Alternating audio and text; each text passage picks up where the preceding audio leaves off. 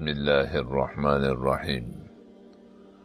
الحمد لله رب العالمين، والصلاة والسلام على خير خلقه محمد وعلى آله وأصحابه أجمعين. السلام عليكم ورحمة الله وبركاته. Aziz va muhtaram din qardoshlarimiz, janoblaringizga Alloh subhanahu va taoloning o'zidan yordam so'ragan holimizda Mukammal saodat yo'li deb nomlangan kitobimizning ovozli nusxasini taqdim etish niyatida ish boshlamoqdamiz. Alloh subhanahu va taolo bu ishimizni xayrga, barakaga, yaxshilikka, iymon, e'tiqod, din va diyonatga xizmat bo'lishini, xayr barakaga sabab bo'lishini va oxiratda tarozi bosadigan amallardan bo'lishini nasib qilgan bo'lsin. Bismillahirrohmanirrohim. Muqaddima. Agar qishloqlar ahllari iymon keltirganlarida va taqvo qilganlarida edi, biz albatta ularga osmon va yerdan barakotlarni ochib qo'yar edik degan Alloh subhanahu va taologa, u zotning ulug'ligi va pokligiga xos va mos hamdu sanolar hamda maqtov va olqishlar bo'lsin. Olamlarning sarvari, nabiylarning afzali, Robbidan bu dunyo va oxirat ofiyatini davomli so'rab duo qilib yurgan Muhammad Mustafoga mukammal va davomli salovat va salomlar bo'lsin. Ammo ba'd. Muhtaram tinglovchi, ushbu satrlar orqali siz bilan biz muloqot boshlayotganimizdan g'oyat mamnunmiz. Siz azizlar bilan insonning saodatli yashash yo'li haqida dildan suhbat qurish istagidaman. Alloh taolo ushbu bo'lajak suhbatni barakotli va xayrli qilsin. Hammamizga ma'lumki, inson zoti borki, bu dunyoda baxtiyor hayot kechirishni istaydi. Bu xohish maqtovga sazovordir. Chunki saodatli hayot kechirish istagi har bir insonning asl va sof tabiatida bordir. Shuning uchun ham inson zoti u kim bo'lishidan qat'iy nazar doimo o'ziga foydali narsalarni jalb qilish va zararli narsalarni chetlab o'tish payida yashaydi. Ayni mana shu istak har bir inson tafakkuri va urinishining ajralmas qismidir. Dunyoda hech kim baxtsiz bo'lay, yomonlik ko'ray demaydi. Ha, ushbu istak umum insoniy istakdir. Kim bo'lishidan qat'iy nazar nomi inson borki, baxtiyor yashash istagi bilan birgadir. Ammo kishilar mazkur umum insoniy orzuga erishish, bu dunyoda baxtiyor yashash uchun turli yo'llarni ixtiyor qiladilar. Bu oddiy haqiqatni tushunib yetish uchun insonlarning o'zlari uchun tanlagan hayot yo'llariga bir nazar solishning o'zi kifoya. Ularning hammasi dunyodagi barcha xalqlarga baxtiyor hayotni va'da qiladilar. Shu bilan birga insonlarga baxt saodat yo'lini ko'rsatib berishga urinayotgan kishilar va tashkilotlar ham talaygina. Turli shaxslarning qo'shtirnoq ichidagi ilmiy izlanish muassasalarining, huquqiy tashkilotlarning odamzodga baxtiyor hayot, saodatli turmush va'da qilib jar solayotganlari ham hech kimga sir emas. Albatta, ana shu baxti saodat va'da qilayotganlarga ergashayotganlar, ularning tavsiya va ko'rsatmalariga ixlos bilan amal qilayotganlar ham oz emas. Baxtiyor hayot borasidagi bu vaziyat kamina xodimingizni ancha yillardan buyon o'ylantirib kelar edi.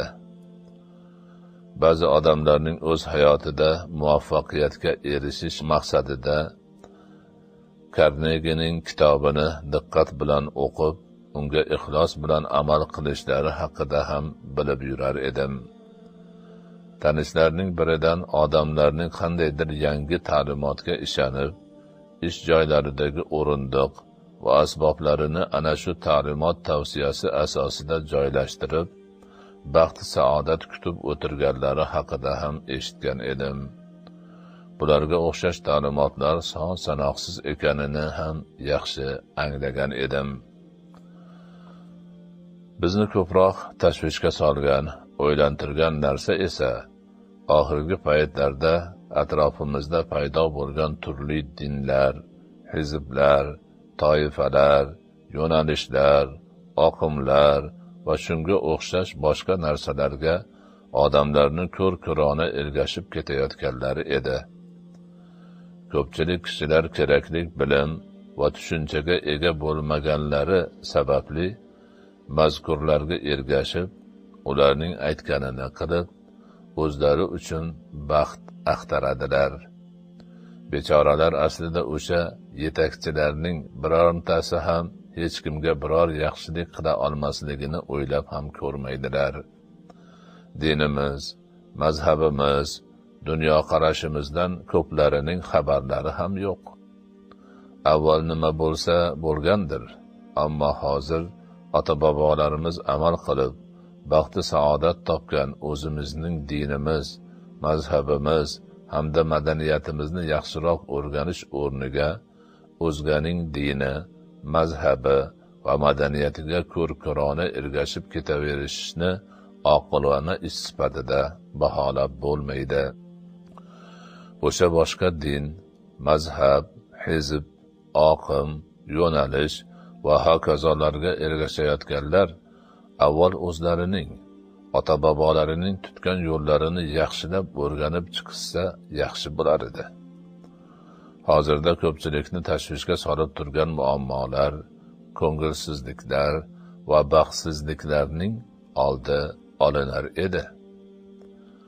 Biror narsaga qarshi chiqish yoki uni qabul qilishdan avval o'sha narsa bilan tanishib chiqish kerakligi hamma bilgan va amal qilib kelgan haqiqatlardan biridir. Aks holda yaxshilikdan bebahra qolish, bilmasdan yomonlikka qo'l urib qo'yish turgan gap. Shuningdek, ko'r-ko'rona ish yuritish sababli yaxshilikka qarshi chiqish yoki yomonlikni oqlash ham sodir bo'lishi mumkin.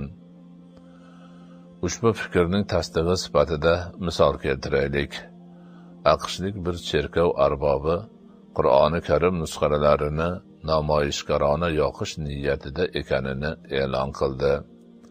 Ko'pchilik undan bu ishni qilmaslikni iltimos qilishdi, ammo u o'z fikridan qaytmadi. Hatto o'z davlatining rahbari hamda tashqi ishlar vazirining gapi ham o'tmadi. Shunda oddiy bir imom unga "Sen Qur'oni Karimni o'qib ko'rdingmi?" degan savolni berdi. U o'qimaganini aytdi.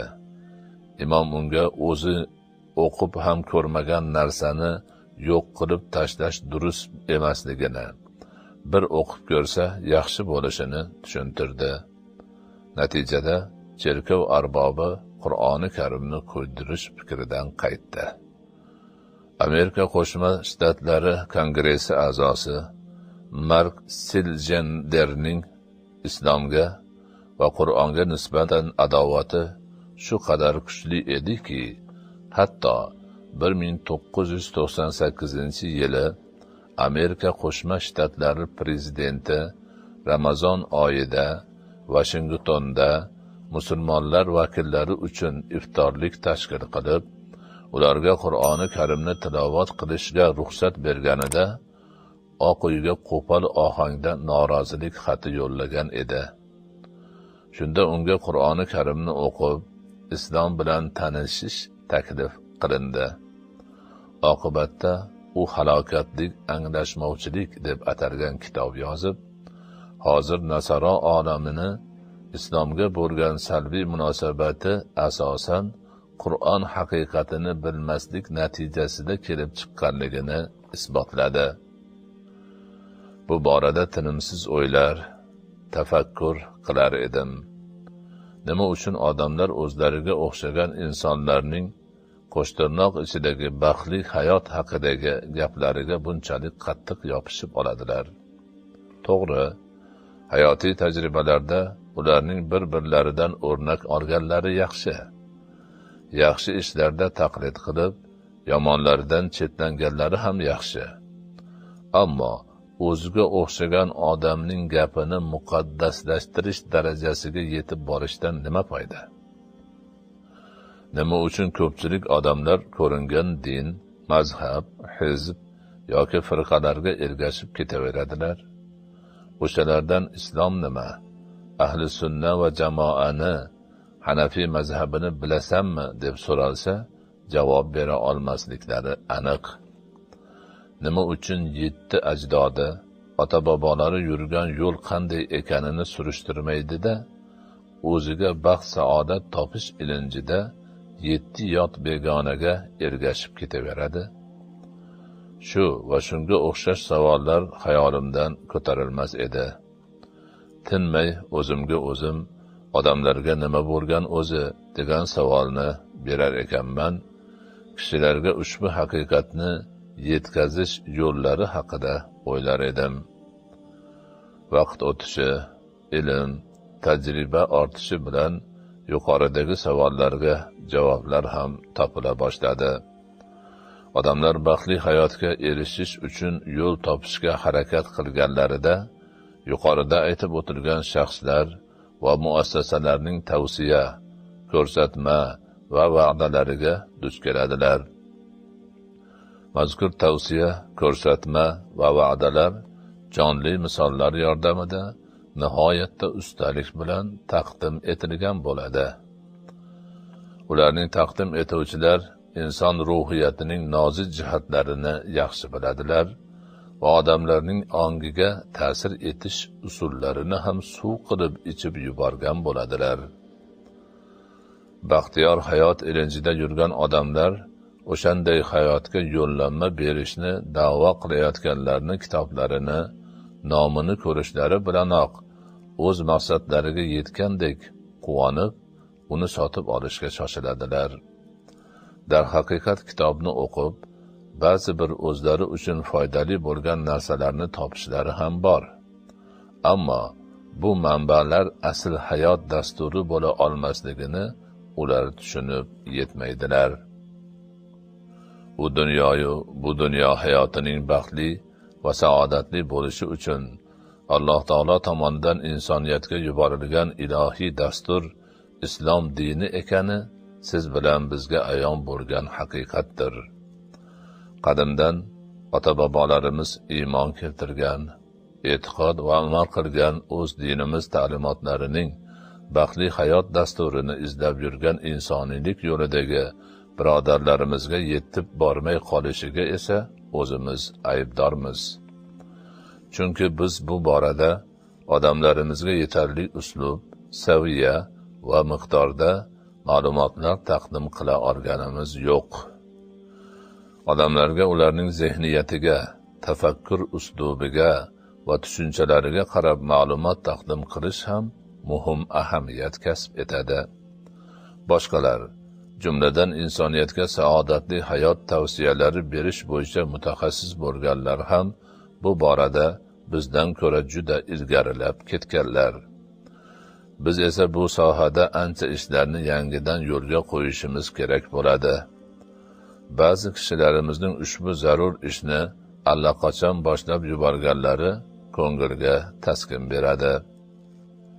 Bir necha yil avval arab davlatlaridan birida Yaponiyadagi islom markazida ishlaydigan 2 tanishim bilan uchrashib qoldik. Odatdagidek ulardan olib borayotgan faoliyatlari haqida so'radim. Ular o'z ishlari haqida shavq-zavq bilan so'zlab berdilar. Gaplarining orasida men uchun yangilik bo'lgan narsani ham aytib o'tdilar. Ular menga bir varaq qog'oz tutqazdilar. Unda yapon va ingliz tillarida bitilgan qisqa jumla, ularning ishxonalari joylashgan manzil hamda telefon raqamlari yozilgan edi. Mazkur birodarlarimiz o'zlari bilan uchrashgan, gaplashgan odamlarga shunday varaqani berishar ekan. Unda yozilgan jumlaning ma'nosi: agar boshingga mushkul ish tushsa yoki siqilib qolsang, bizga murojaat qil ekan. Varaq berilganlarning ko'plari ularga murojaat qilar va huzurlariga kelib asta-sekin musulmon bo'lar ekanlar. Men ularning topqirliklariga qoyil qolganimni aytib, savobli ishlarida ularga muvaffaqiyat tiladim. Xayolimdan dunyodagi barcha boshiga mushkul ish tushganlarga, ishi yurishmay siqilib yurganlarga o'z muammolari islom orqaligina hal bo'lishini va yurishmay turgan ishlari islomga amal qilgandagina yurishib ketishini anglata olganimizda edi, degan fikr o'tdi. Shu bilan birga, kishilarning ikki dunyo saodatiga erishishlari uchun ularga dinimiz ta'limotlarini yetkazishda topqirlik juda ham zarur narsa ekaniga